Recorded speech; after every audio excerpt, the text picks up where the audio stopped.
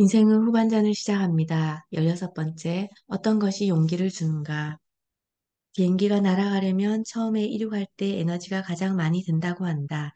이륙 후에는 고도를 유지하면 되니 이륙할 때보다 상대적으로 에너지가 적게 든다고 한다. 이륙할 때는 무거운 비행기 몸체를 중력에 거슬러 날아올라 가야 한다. 새로운 일을 시작할 때도 그렇다. 무슨 일을 시작할 때 용기가 필요하다. 살아가며 익숙한 곳에서 새로운 곳으로 가기를 두려워한다. 한 걸음 시작할 때 용기의 에너지가 필요하다. 막상 사업을 시작하려 마음먹으면 여러 가지 문제에 꼬리를 물고 떠오른다. 이런 팬데믹 시대에 문 닫는 업체가 많은데 사업해도 될까? 자금이 부족한데 어떻게 시작하지? 시작하면 손님이 올까? 난 무얼 시작하면 끝까지 못하는 경우가 많아.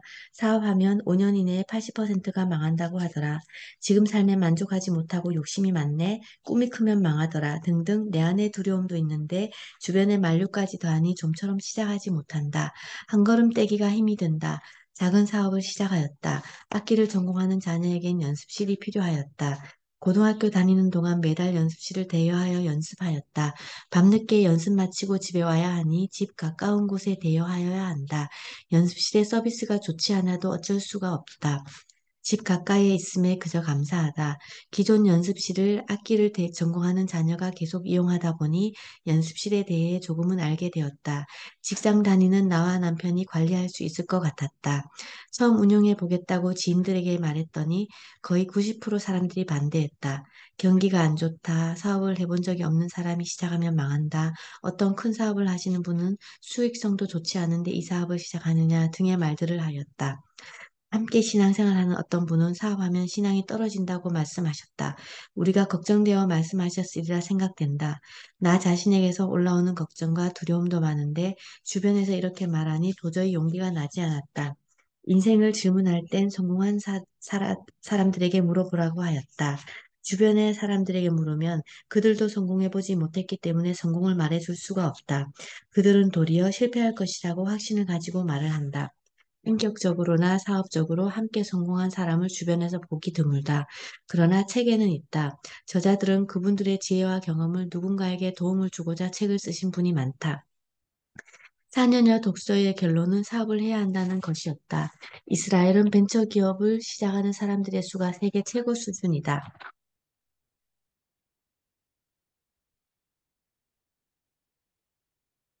제가 PPT를 넘기지 않았네요. 한번 읽어드릴게요. 새로운 일을 시작할 때 용기가 필요하다.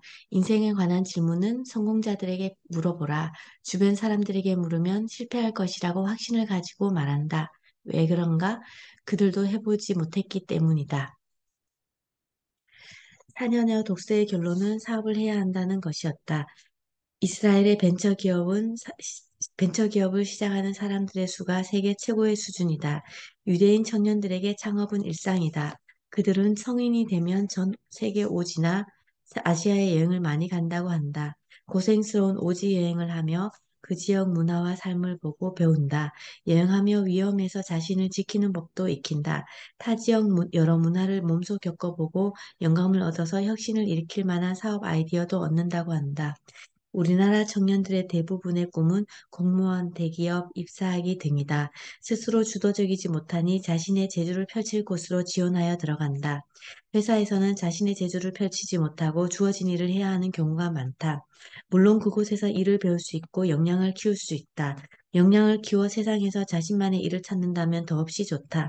그냥 주어진 일을 하고 월급을 받는 것으로 끝을 낸다면 인생의 마지막 날에 멋진 인생이었다고 고백하기 힘들 것 같다. 나는 회사에 소속되어 월급을 받고 있다. 남편은 공무원이다. 지금의 월급으로 자녀를 키우고 집의 생활도 하여 감사하다. 세상에 대한 도전이 지금 감사하지 않다는 말은 아니다. 그것은 다른 영역이다.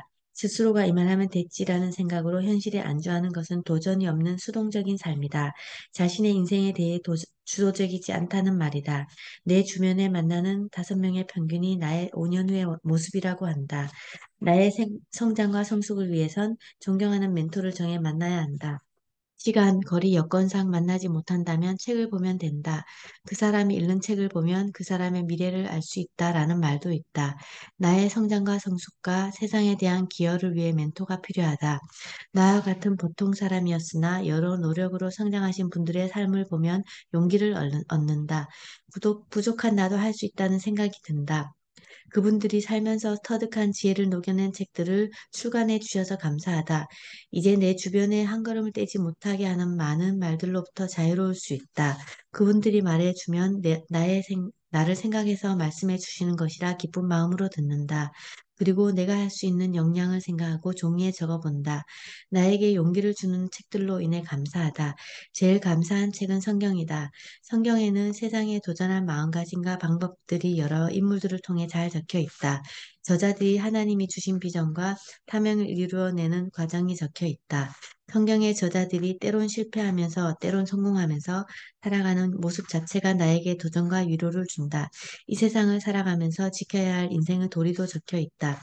시편, 잠언, 전도서 등은 인생을 지혜롭게 사는 방법들로 가득 차 있다. 늘 변하지 않는 성경 말씀에 감사하다. 그리고 독서 모임을 하며 수많은 저자를 책 속에서 만난다. 그분들의 인생에서 겪을 일을 통해 배운 지혜들을 나도 배우게 된다. 내 주변에 만나는 사람의 5명의 평균이 5년 후의 나의 모습이다. 그 사람이 읽는 책을 보면 그 사람의 미래를 알 수 있다. 세상에 대한 도전이 지금 현실에 감사하지 않다는 말은 아니지요. 그것은 다른 영역입니다. 스스로 이만하면 됐지라는 현실에 안주하지 말고 오늘도 세상을 향해 도전하며 어, 멋진 인생을 살아가요. 감사합니다. 오늘은 여기까지입니다.